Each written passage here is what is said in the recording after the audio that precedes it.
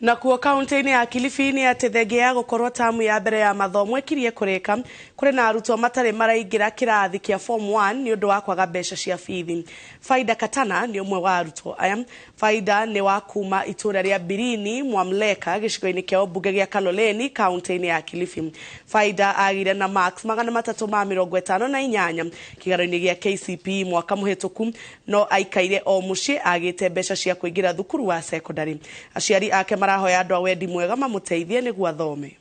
Lakini bado sijafanikiwa bado. Nilikuwa mwenyewe ni maoni yangu ilikuwa nisome nikuwe daktari ili nijisaidie wengine. Nahisi vibaya sana kwa sababu wenzangu wanasoma.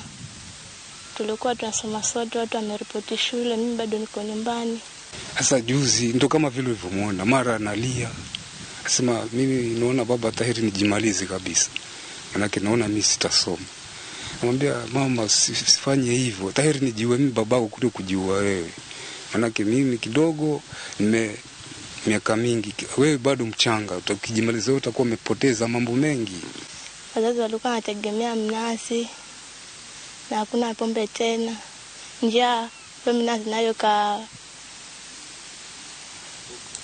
ikakauka yenyewe ambayo ilikuwa bado iko vizuri ili uzwa yote.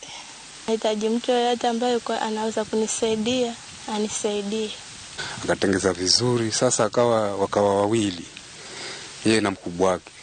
Sasa ikabidi tujaribu kumbembeleza huyu au amwachie yule mkubwa wake ende skuli. Ndio huyu akakubali, yule mkubwa wake akaenda. Sasa huyu naye ndio hivi sasa naye amemaliza mwaka jana, ametengeza vizuri, nafasi mzee sina kabisa.